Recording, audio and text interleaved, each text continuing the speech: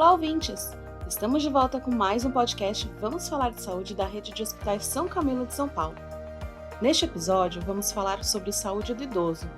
E o nosso convidado é o Dr. Edson Isamo, médico neurologista da instituição. Olá, Dr. Edson, seja bem-vindo. Eu sou Edson Isamo Yoko, neurologista clínico que trabalha na Rede de Hospitais São Camilo e atualmente lotado na Unidade São Camilo Santana. Sou coordenador da Neurologia Clínica, estamos na instituição desde 2012, desenvolvendo um trabalho de prevenção e tratamento das doenças neurológicas de maneira geral. Doutor, a partir de qual idade devemos buscar um geriatra e como esse profissional atua? Essa questão da idade da geriatria, ela contém assim umas características e às vezes até um pouco de preconceito do próprio paciente. Por quê? Porque assim, o geriatra geralmente ele é consultado em pacientes acima de 60 anos. Isso é mais ou menos o padrão, né? Tem algumas doenças que às vezes ela se manifesta mais tarde, mas por um motivo de prevenção ou até pelo próprio paciente, ele procura o geriatra um pouco mais cedo, tá? Mas geralmente, em média, ao longo dos 60 anos, ele começa a procurar o geriatra. Quando eu falo curioso, essa questão da idade, é porque tem o seguinte, quando você fala que a pessoa deve consultar um geriatra, ele imagina que é um médico que vai cuidar, por exemplo, de pessoas como a mãe da paciente, né, do paciente, pessoas de 70, 80 anos, eles falam assim, bom, eu não estou tão velho assim para ter um médico especialista de uma pessoa de idade tão avançada. Então isso causa, às vezes, uma certa resistência. Quem já está, né, próximo dos 60, quem já está próximo de 70 anos, mais ou menos, ele já aceita essa questão da geriatria com um pouco mais de naturalidade. Mas quem está ainda na virada dos anos 50 para 60, você começa a falar em geriatria, às vezes a pessoa começa a ficar com um certo preconceito, fala assim, não, obrigado, ainda não preciso de tanto.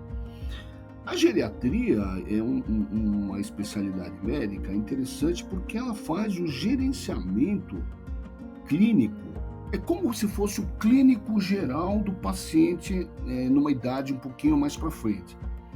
Isso foi criado porque dependendo da faixa etária da pessoa, algumas doenças e algumas prevenções e algumas abordagens, elas não são iguais a um paciente que tem 30, 40 anos. Então, ao longo do tempo, foi desenvolvido aí umas abordagens e uma terapia e os médicos se dedicando a essa faixa etária de maneira mais especializada. Então, em resumo, o geriatra, ele é o clínico geral, né, do paciente que está com uma idade um pouquinho, já passou assim do seu auge da vida, né, já está entrando numa fase de declínio físico e tudo mais e tal, porém com propriedades específicas e que faz ter a melhor abordagem, tanto da parte clínica quanto da parte psicossocial. É muito comum o geriatra ser o gerente do segmento médico da pessoa. Porém, o geriatra, como clínico geral, algumas áreas de especialidade ele não domina. Como o avanço da medicina e o avanço das especialidades ela aconteceu de maneira exponencial aí ao longo dos últimos anos, é impossível que uma pessoa consiga definir ter o conhecimento de todas as áreas de maneira na excelência como especialista. Então, é possível que a pessoa, mesmo passando por geriatra, também precise de algum especialista, como o cardiologista e neurologista, quando se trata de assuntos que têm uma expertise um pouco mais avançada. Não é uma questão obrigatória a pessoa ter o geriatra e ter vários outros especialistas. Na verdade, a tendência da medicina hoje é reduzir um pouco essa medicina de especialidades, né? Então, a pessoa ela tem 4, 5 médicos, né, ao longo do seu acompanhamento.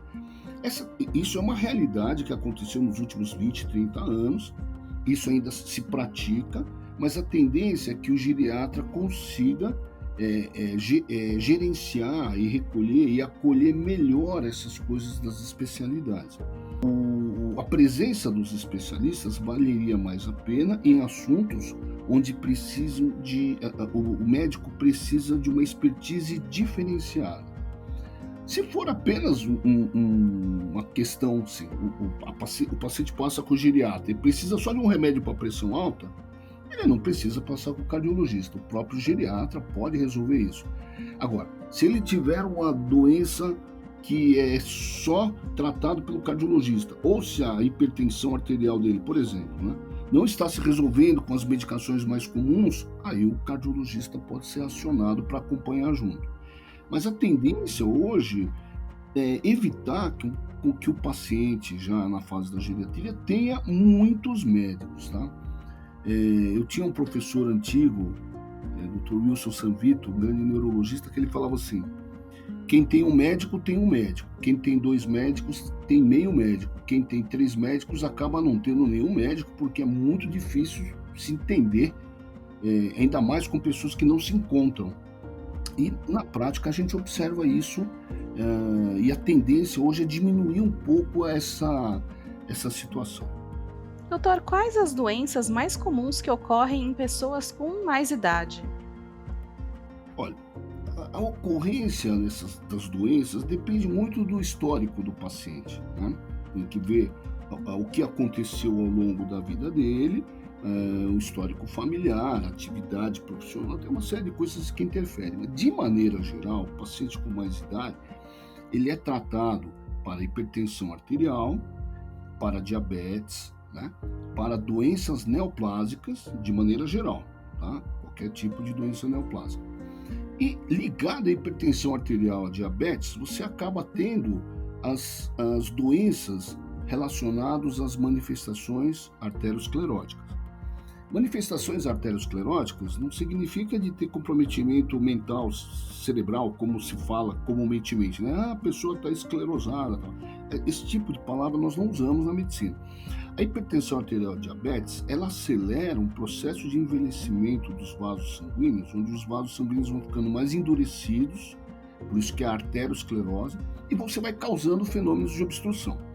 Por causa disso, a hipertensão arterial e a diabetes acaba levando a uma ocorrência maior de AVC, né, o acidente vascular encefálico, as manifestações circulatórias e as manifestações cardiológicas coronarianas.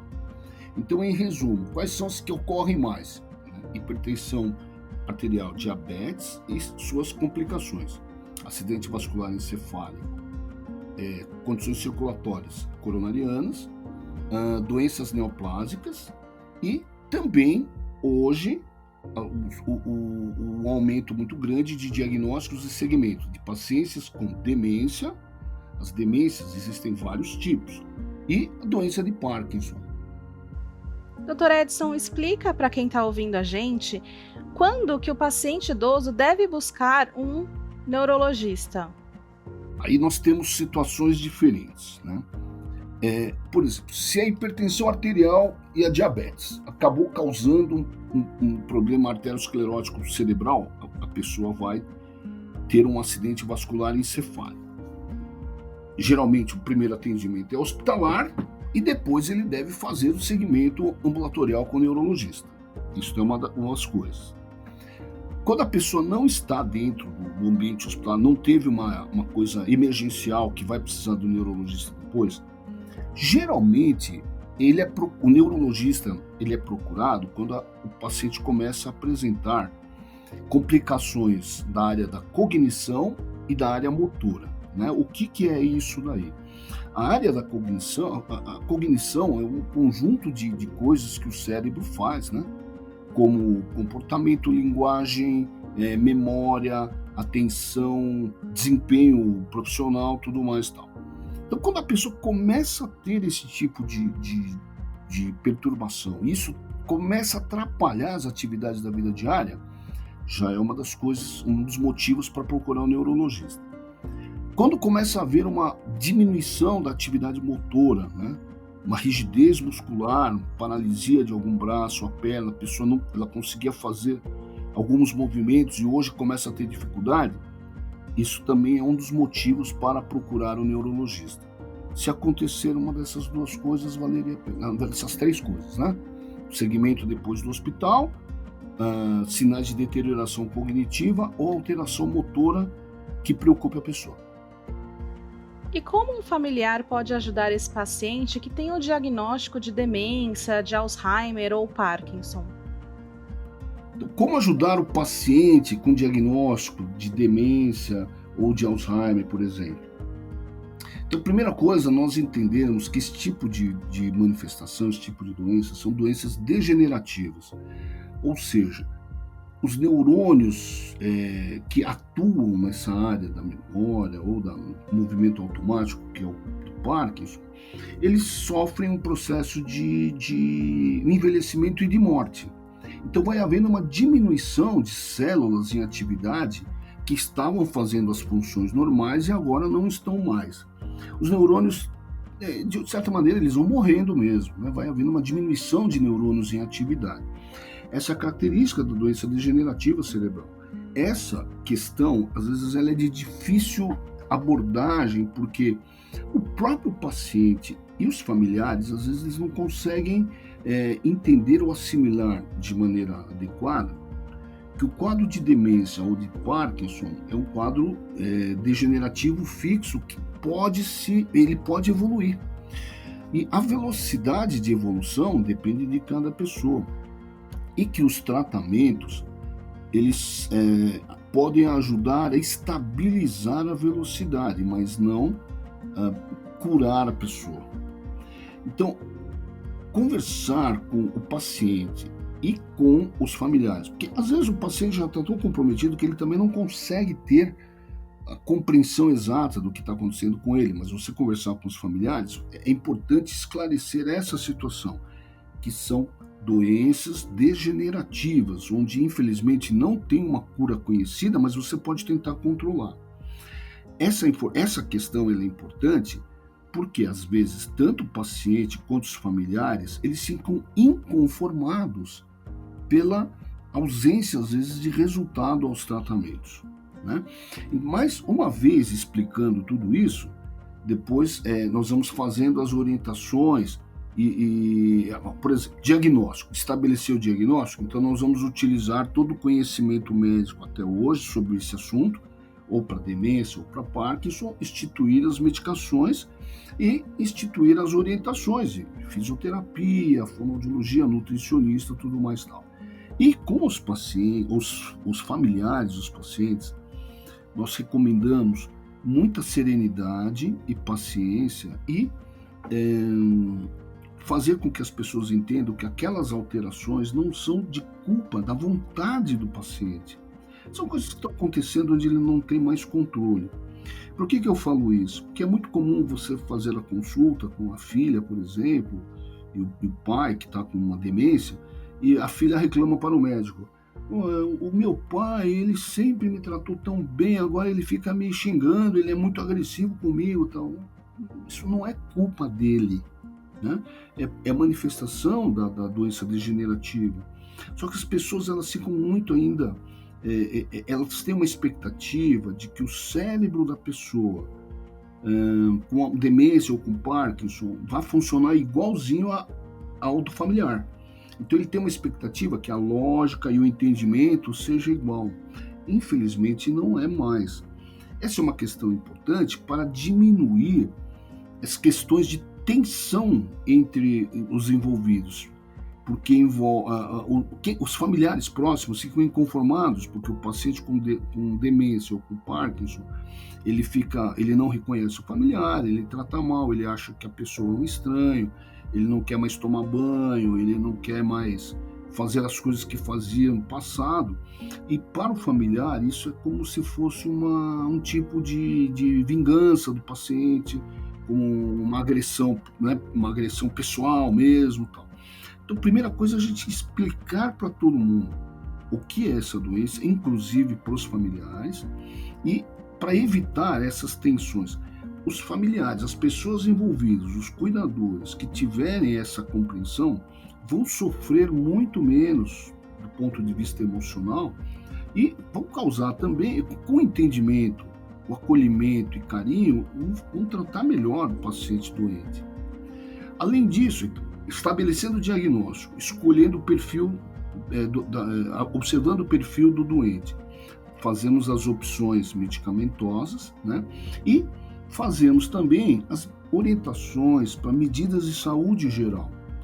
Então, dentro do limite da pessoa, né? Manter, isso envolve familiar, manter um ambiente familiar estável, sem estresse, sem perturbações. Fazer com que o paciente também consiga ter algum tipo de atividade física, né? Que o sedentarismo, ele ajuda existem os trabalhos mostrando que o sedentarismo ele ajuda a velocidade da deterioração do cérebro. Então, essa atividade física que a gente está falando, ninguém vai querer que um senhor de 80 anos fique dando 10 voltas no quarteirão, mas que ele saia um dia pela manhã, num horário agradável, ele consiga dar uma volta no quarteirão, né? Sair um pouco de casa, sair do ambiente fechado, né? Então, essa atividade física, evitar o sedentarismo é uma coisa importante. Segundo, manter os equilíbrios da dieta, evitar os excessos, né? E principalmente, quando o paciente já tem o quadro de demência e de Parkinson, evitar a utilização de álcool, né? A questão do álcool é uma questão complexa pelo seguinte, a nossa sociedade, o álcool é uma droga legalizada, certo? É um tipo de droga legalizada. Ele tem efeitos deletérios ao corpo, ao cérebro, ao fígado, ao coração, já conhecidos há muito tempo, mas o álcool, vamos dizer assim, foi considerado como uma coisa de menor importância, então ele é comercializado de maneira livre e hoje, em qualquer reunião social que você vá, tem a presença do álcool. Para o paciente que tem demência, que tem Parkinson, a retirada desse álcool é fundamental para que ele não acelere os processos de degeneração. Ah, mas meu pai tomava um vinhozinho, cara, todo dia de manhã e tal. O álcool tem um efeito, de manhã não, né? Na hora do almoço, né? O álcool tem seus efeitos deletérios. Se a pessoa já está atravessando um processo degenerativo, mesmo em pequena quantidade, ele pode causar um prejuízo, tá? Está tomando a medicação também, onde o resultado da medicação, a interferência do álcool, o álcool ele mexe com o equilíbrio da bioquímica cerebral. Então, se você está usando remédios para demência e para Parkinson, essa bioquímica cerebral, de alguma maneira, ela vai ser alterada também. Então, o resultado da medicação começa a ficar imprevisível, que não é uma boa alternativa, porque isso não estaria no controle mais do médico. Então, equilíbrio da dieta, né? Evitar os excessos de açúcar, de sal, fazer a abstenção do álcool, né? Para quem já usava cigarro, também fazer a abstenção do tabaco, também é importante. Então, essas coisas, atividade física, equilíbrio da dieta, manutenção do ambiente familiar, né, ambiente comum de maneira estável, sem grande perturbação, ajuda bastante. Na verdade, essas medidas são medidas de saúde geral, né? Necessariamente não é só para o idoso ou que tem demência. Se você fizer essas medidas, mesmo fora do período geriátrico, você vai ter uma qualidade de vida melhor, né? E a somatória de tudo isso vai fazer com que a gente consiga ajudar de maneira mais adequada o paciente com demência ou com Parkinson, ou com alguma doença crônica que já adentrou a área da geriatria. Não é muito fácil isso, principalmente porque você vai lidar com hábitos pessoais e com um sistema emocional familiar já instalado, né? Então, é um desafio para a equipe médica, para os neurologistas, para os geriatras, mas são desafios conhecidos. É comum o paciente ir acompanhado de alguém da família, ou então é importante que na consulta ele não vá sozinho? Nós recomendamos que a partir de uma certa idade, na verdade não é nem tanta idade, a partir de um determinado momento, se a família começa a perceber que a pessoa já não consegue ter um discernimento adequado, o familiar precisa ir na consulta médica. Porque se o médico fizer a consulta, fazer o diagnóstico, fazer a orientação, solicitar os exames para uma pessoa que está com quadro cognitivo com comprometimento, ele não vai conseguir assimilar e reproduzir isso para a família. Então, se a pessoa já está começando a ter uma deterioração dessa parte cognitiva mental, é fundamental que alguém da família compareça, né? E também imagina o seguinte, né? Você tem o seu pai ou sua mãe, né, ou sua tia, está precisando de uma ajuda médica, eu acho que qualquer pessoa iria se interessar e ia querer saber também, né, o que está acontecendo com o seu familiar mais próximo. Então a gente recomenda que um familiar deve comparecer junto. Agora, existem situações também um pouquinho separadas, né? Nós já tivemos pacientes com 84, 86 anos, perfeitamente com o estado mental cognitivo muito bom, procurou por outro motivo, né? Esse aí talvez diminua a necessidade de um familiar, mas ter alguém junto com ele, próximo, que possa assimilar também, dividir as informações que o médico está dando, é importante. Traz até uma segurança, né? É uma segurança maior para o paciente ter alguém junto com ele para ajudá-lo a seguir as orientações do médico, né? Verdade. E também para o paciente, às vezes, pode ser um ponto de apoio, de segurança. Se eu não lembrar, eu sei que meu filho, ou minha filha, ou minha esposa pode me ajudar de algumas coisas. Ou se eu entendi errado alguma orientação, eles vão me explicar novamente. Eu acho que isso vale a pena. E falando nisso, Dr. Edson, existe uma melhor forma oferecida a esse paciente durante a consulta para que ele siga essas orientações médicas corretamente? Isso vai depender muito do que está acontecendo dentro do consultório. Por exemplo, se o paciente vai sozinho e você percebe que ele está com comprometimento de cognição, que envolve a memória, entendimento e assimilação da informação, você tem que fazer esse paciente retornar com um familiar. Então, vai depender da sensibilidade do médico e ver se o paciente vai ter condição de entender mesmo ou não. Às vezes acontece de você examinar o paciente, conversar com ele e você fala assim, não, eu acho que esse paciente vai conseguir entender tudo e você faz as orientações e os exames. No retorno, você vê que ele não fez nada que você pediu e não fez os exames. Aí você precisa da ajuda do familiar, né? E ao familiar também, então, qual a melhor maneira para que ele siga as orientações? Eu acho que entender o estado mental do paciente e, principalmente, precisa dividir isso com familiares mais próximos dele, tá? Então, seria a maneira mais segura de fazer. Alguns pacientes conseguem entender de maneira melhor a sua questão de medicação e de doença, outros não vão conseguir. Então, eu acho que falar com os familiares é sempre importante, mas vai depender de o que você vai encontrar dentro do consultório. Porque, vamos supor, o paciente vai sozinho, aí lá no consultório se detecta que ele não tem condição de entender tudo que está sendo explicado. De certa maneira, ele perdeu um pouco de tempo, porque nós vamos ter que chamar ele de novo com os familiares. Então, a presença dos familiares, nesse tipo de situação, sempre vale a pena. Doutor, quais são os exames e tratamentos mais comuns e indicados para esses pacientes que possuem mais de 60 anos?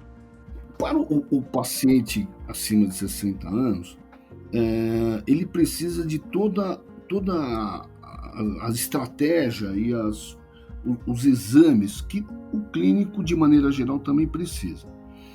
Então, por exemplo, ele vai precisar dos exames de análises clínicas, de sangue, urina, exames de imagem, como raio-x, exames da área cardiológica, né, como eletrocardiograma, ecocardiograma. Na parte da neurologia, os exames de imagem do cérebro mais sofisticados, como tomografia de crânio, ressonância de crânio, tomografia de perfusão cerebral, exames da área de neurofisiologia, como eletroencefalograma, a presença da avaliação do nutricionista, realização de fisioterapia. Todas essas situações são importantes. Todos esses exames que nós relatamos aqui, eles estão presentes na rede de hospitais São Camilo, em todas as unidades, com exceção da tomografia por perfusão, que é mais ali é feito na unidade da Moca. Agora, todos os outros exames, como tomografia, ressonância, ecocardiograma, exames de imagem, presença dos especialistas como neurologista, cardiologista e até o geriatra, fisioterapeutas, nós temos na nossa rede. Essa disponibilidade de exames é muito importante para que você consiga abordar todos os aspectos da vida do paciente e eventuais doenças. Então, isso evita, por exemplo, que a pessoa faça um exame aqui, né, na Zona Norte, depois ele tem que fazer um ecocardiograma na Zona Oeste, depois uma tomografia com perfusão está autorizado pelo convênio, só não sei aonde, mas isso daí desanima tanto o paciente quanto os usuários.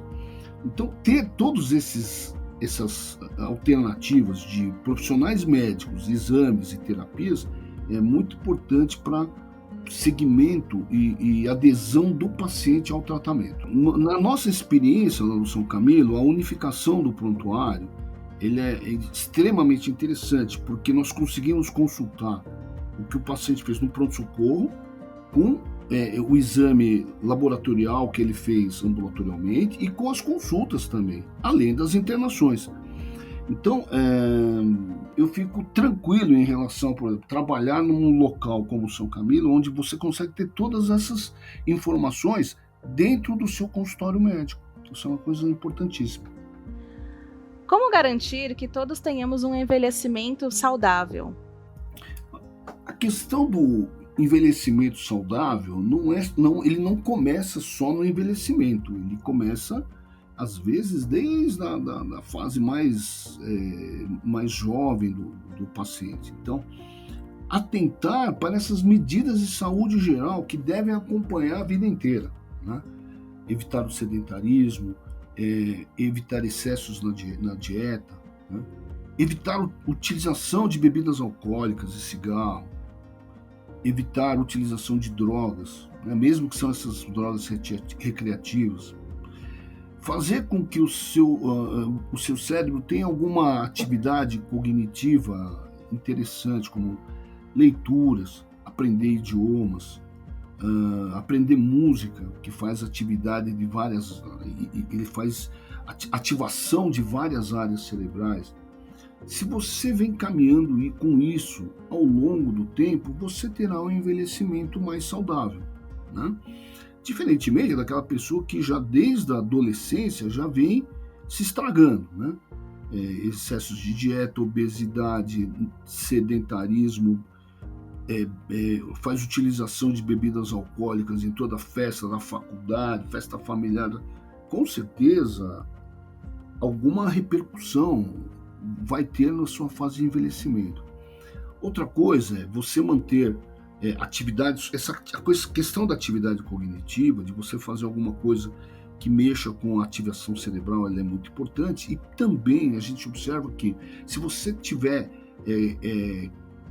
contatos, relações sociais saudáveis, isso também ajuda a manter um equilíbrio um pouco mais para frente, né? Sem contar com aquelas coisas, né? Evitar fazer exposição solar ao longo da vida é importante, lembrando aí exposição solar das 10, evitando o período das 10 até as 16 horas para evitar a situação de neoplasia de pele. Mas se você mantiver as atividades da medida de saúde geral, né? Evitar sedentarismo, dieta, atividade cognitiva, manter um convívio social saudável, isso vai permitir um envelhecimento saudável de maneira mais frequente. Fica uma dica também para o pessoal que é mais jovem, que tem que começar a se cuidar desde cedo, né? Não é quando é mais velho já começa a se cuidar. Tem que começar jovem. Isso é uma coisa que é preocupante para o futuro, pelo seguinte: nós estamos vivendo momentos que a juventude, ela realmente ela não pensa no que vai acontecer no seu envelhecimento. Então nós vemos muitos jovens assim tendo um abuso de álcool de maneira muito frequente, em muita quantidade, disseminação do uso das drogas, utilização de redes sociais para atividades sociais que não são favoráveis, não são benéficas, né? Instalação dessas redes de ódio, né? Tudo isso daí vai ter uma repercussão lá na frente. São tempos sombrios, porque uma hora a conta de tudo isso daí vai chegar. A questão do álcool, assim, nós que trabalhamos com o cérebro, né, com o cérebro e com a mente, o psiquiatra e o neurologista, nós somos muito preocupados com essa questão da ingesta cada vez maior de álcool, né, porque as pessoas têm a percepção, na verdade, o álcool, ele tem uma das mudanças que se faz no álcool, no cérebro, é que a pessoa perde a percepção do perigo. Ela começa a tomar um pouquinho, ela acha que aquilo, não, mas só isso daí não vai ter problema, não vai ter problema. Esse ato, ao longo do tempo, vai fazer com que a pessoa se torne um alcoólatra de maneira mais... Só que assim, a pessoa que ingere algo, ele não percebe isso e ele não se considera. Só que tudo isso, lá na frente, nós vamos ter complicações. Então, é uma grande luta ainda de fazer esclarecimento da população, porque esse é um conceito que o álcool não vai ter problema, é um conceito estabelecido na sociedade. Isso é uma dificuldade. Mais para frente vai repercutir nessa questão do envelhecimento. Dr. Edson, quais os cuidados que os idosos devem possuir nos dias que são mais quentes? A exposição solar é importantíssima para a manutenção da vida da pessoa, tá? Tanto para a questão de vitamina D, mais tal, a pessoa precisa ter um pouco de exposição solar. A questão da exposição solar, ela causa duas situações. Uma é o aumento de câncer de pele. Então, você precisa fazer a exposição solar num período onde as radiações, os raios ultravioleta, não causem alterações no DNA da pessoa. Então, fazer a exposição solar, evitar a exposição entre 10 e 16 horas é muito importante. Dependendo da quantidade, da temperatura, isso vai fazer com que a pessoa se desidrate. O idoso ele já tem todo um mecanismo de compensação um pouquinho diminuído. Então, às vezes, você precisa observar se a temperatura não está muito alta, se não vai fazer a pessoa perder muito líquido pela transpiração. Isso pode levar um pouco de desidratação. Então, é um equilíbrio que tem que ter. A exposição solar é necessária, mas você tem que lembrar da questão das radiações e do calor, que causa desidratação.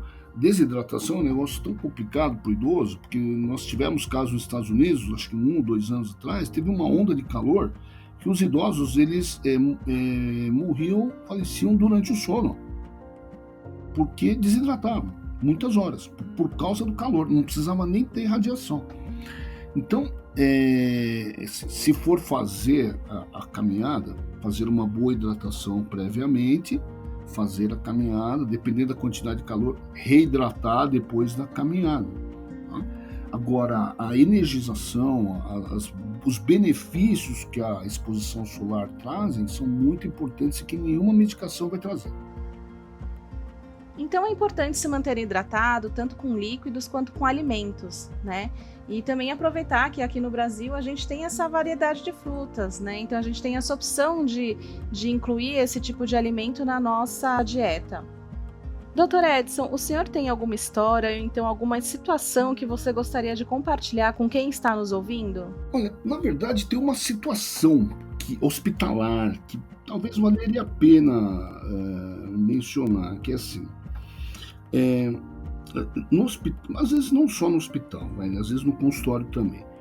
Nós temos uma família que o núcleo familiar é os pais idosos com mais de 80 anos e com filhos, 2 filhos, por exemplo, que seguiram a sua vida e trabalham 24 horas, tem cargos importantes e tudo mais, então não dá para ficar em casa direto. A partir de um determinado momento, ou depois de uma internação, o idoso ele não consegue mais ficar sozinho em casa. E o que fazer com esse paciente que não pode ficar sozinho em casa e onde não existe mais uma estrutura familiar de cuidador para 24 horas, porque todo mundo está trabalhando em algum lugar, não tem ninguém para ficar cuidando do familiar idoso. E, por exemplo, é muito comum interno o pai da família, né, o senhor com um AVC, e a mãe que tem 83 anos para cuidar do paciente que não anda, não fala, tem que dar banho, tem que tomar. Então, às vezes, os familiares falam assim: doutor, o que eu faço com meus pais? Coloco numa clínica ou coloco alguém para cuidar deles? É uma dúvida pelo seguinte, porque as pessoas geralmente eles carregam uma culpa, às vezes, pela decisão. Colocar gente em casa para cuidar dos seus pais ou dos idosos parece ser uma situação simples, mas você vai colocar pessoas estranhas na sua casa, 24 horas, onde você não vai estar vendo, e tem que ver se os idosos que estão na casa se vão aceitar alguém na sua casa 24 horas. Isso cria cria um problema, às vezes, porque às vezes o perfil do paciente que você seleciona não é o que o seu pai e sua mãe gostam. Isso cria uma tensão e existe assim, aí os idosos não aceitam a presença de um cuidador e o filho fica com culpa de internar, por exemplo, o pai numa clínica de repouso, uma casa de repouso. Então, é uma situação que a gente se defronta diariamente, mas que o que a gente recomenda para os familiares é assim: todas essas decisões são do núcleo familiar, né? Essas decisões de colocar alguém numa casa de saúde é uma decisão não questionável, porque as pessoas têm receio de serem muito criticadas, né? Tipo,